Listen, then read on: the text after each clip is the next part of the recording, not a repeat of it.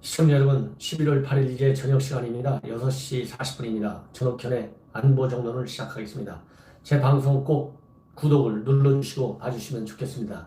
이미 구독 버튼을 누르신 분들은요, 또 누르면 취소가 됩니다. 그러니까 안 누르셔도 돼요. 처음으로 이렇게 보시는 분들 구독을 눌러주십사 하는 부탁입니다. 이 검찰의 나경원 원내대표 자녀 부적 입학 의혹 본격적인 수사에 착수했습니다. 예. 이미 지난달에 한 민간단체, 시민단체죠. 민생경제연구소 안진걸 소장이 고발을 했어요.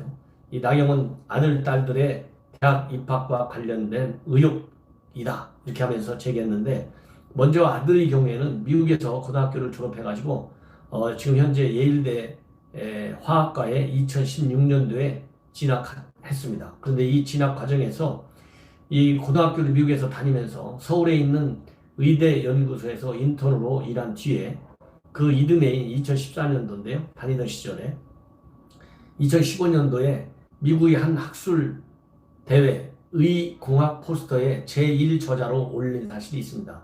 이때 고등학생이 직접 쓰기 어려운 포스터인데 이 김모 씨, 그 아들이죠. 이 아들이 별다른 기여 없이 제1저자가 됐다면 논문 심사 등 업무를 방해했다. 이렇게 해석을 하면서 민생경제연구소 이름으로, 이 소장의 이름으로 고발을 했습니다. 당시 포스터 공동 저자 중 김씨만 고등학생이었다고 합니다. 그래가지고 그는 이 포스터를 발표한 뒤에 2016년도에 예일대 화학과에 진학했다고 해요. 그래서 오늘 검찰에서는 이 시민단체인 민생경제연구소 안진걸 소장을 고발의 신문으로 조사를 했습니다. 오늘 오후 1시 30분에. 그래서 이 지난달 16일 날 이 민생경제연구소 측에서는 아들, 딸 입시 부정 의혹과 관련해서 업무 방해 혐의로 검찰에 이렇게 고발장을 냈어요. 그 다음에 이제 또 다른 어떤 의혹을 제기했냐면, 이 민생경제연구소 측에서는 2011년도에 성신여대 특수교육 대상자 전형으로 입학을 했는데, 그때 학교의 공정한 입시와 학사 업무를 방해했다는 주장을 하고 있습니다. 2012학년도 수시 직전에 갑자기 특수교육 대상자 전형이 생겼고, 면접위원들이 면접에서 만점에 가까운 점수를 줘가지고 나경원 원내대표의 딸이 합격했다고 하는 것이 이들의 주장입니다. 예. 이와 관련해서 이 더불어민주당에서는 국회의원 자녀 입시에 대한 조사를 하자, 이렇게 제안을 했는데, 나경원 원내대표는 여기에 대해서 찬성한다. 다만 이것이 조국 물타기용으로 사용돼서는 안 된다. 이렇게 하면서 전수조사에 호응하겠다는 입장을 확실히 밝혔습니다.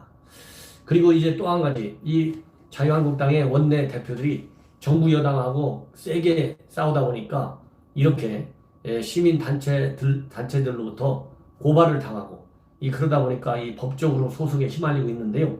이미 김성태 의원, 전 원내대표죠. 굉장히 강성으로 정부와 투쟁을 했고, 드루킹 사건의 특검을 관철시킬 정도로 단식 투쟁을 한 바 있습니다. 이러다 보니까 이제 어떻게 됐든지 간에 이 딸이 또 KT 부정 취업을 했다, 이런 그 고발이 있어가지고 현재 재판이 진행 중에 있습니다. 그래서 오늘 이 딸이 직접 법정에 서서 증언을 했어요.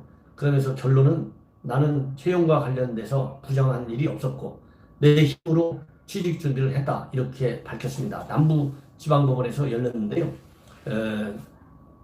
이석재 KT 회장의 뇌물혐의 재판에 증인으로 출석한 김 의원 딸 김모 씨, 이 딸이 얘기한 건데, KT 스포츠단의 비정규직 채용과 KT 대졸 채용 모두 본인이 직접 이력서를 제출하여 면접을 봐서 채용이 된 것이다. 아버지인 김 의원은 본인의 채용 과정에 전혀 개입이 없었다. 예, 이렇게 주장을 하고 있습니다. 이 김 씨는 KT 스포츠 재단 계약직으로 근무하면서 2012년도 4월부터 KT 공채 준비를 했다. 그리고 서류전이 끝날 때까지 지원서를 제출하지 않았다가 인적성 검사만 받다는 의혹에 대해서는 체육팀에서 근무하는 사람이 지원서를 주면 대신 접수해줬다고 해서 인수해가지고 제출한 것이다. 이렇게 밝히고 있습니다.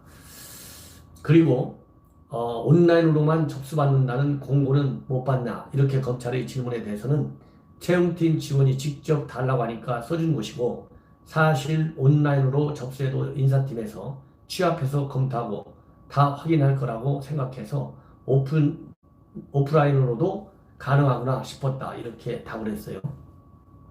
그리고 김 의원이 받는 뇌물수수 혐의의 핵심은 바로 김 씨가 파견 계약직에서 정규직으로 채용된 것 그 자체가 부정한 대가로 받은 뇌물이다 이런 주장인데요. 여기에 관해서 이 딸은 뭐라고 얘기했냐면 퇴근 후나 주말에 공채 준비를 했으며 이를 부모님께 알린 적이 없다. 당시 아버지는 워낙 그냥 바쁜 정도가 아니라 집에 잘 오지도 않아서 볼 시간조차 없었다. 이렇게 얘기를 하고 있습니다. 그리고 이제 환노위 KT 회장 증인으로 오지 못하게 한 거 이것이 그 당시에 김성태 원내대표가 딸 이 취업 청탁과 관련돼서 봐준 거 아니냐 이런 의혹과 관련해서 당시에 국회 환노위 위원장을 맡았던 신계륜 전 의원도 재판에 증인으로 출석했어요. 그러면서 이 검찰 주장을 반박했습니다. 김성태 의원이 당시 KT 이석채 회장의 증인 채택을 반대한 것은 맞지만 당시 새누리당은 물론 새누리당은 당론 차원에서 사용자 측 증인 채택을 모두 반대하는 입장이었다. 이렇게 해서 김성태 의원의 입장에 동의하는 공감하는 증언을 했어요. 그리고 당시 환노위에서는 MBC 사장 국감 출석, 삼성전자 백혈병 사태, 현대차 불법 파견 등이 주된 사안이었다. KT의 부진 인력 퇴출 프로그램과 관련해서는 기억에도 없고 당시 깊게 들여다보지도 않았다. 이렇게 얘기했습니다. 이런 것만 보더라도 제가 보기에는 이 김성태 의원의 딸 부정 채용, 그 다음에 나경원 원내대표 아들 딸의 부정 입학, 이거는 좀 더 이제 재판이 진행돼 봐야 알겠지만은 이 두 분들의 평소의 인품으로 볼 때 그렇게 부정한 일을 했으리라고 생각이 되지 않습니다. 이제 어차피 재판을 받고 있기 때문에 이제 물적 그러한 증거들이 나오지 않고 또 이렇게 증인들을 채택했는데 증인들의 발언에 일관성이 있고 검찰의 그러한 또 이 고발인들의 주장에 문제점이 있을 경우에는 이제 법원의 재판을 통해서 명명백백하게 밝혀질 것이다. 혹시라도 자유한국당 야당의 원내대표로서 정부와 강성투쟁을 벌인 것이 발단이 돼서 시민단체들이 고발을 하고 또 그것에 따라서 검찰이 수사에 나선다면 대한민국의 정치 발전은 어려울 것이다. 이런 생각이 듭니다. 시청자 여러분, 이것으로 제 저녁 방송을 마치겠습니다. 대단히 감사합니다.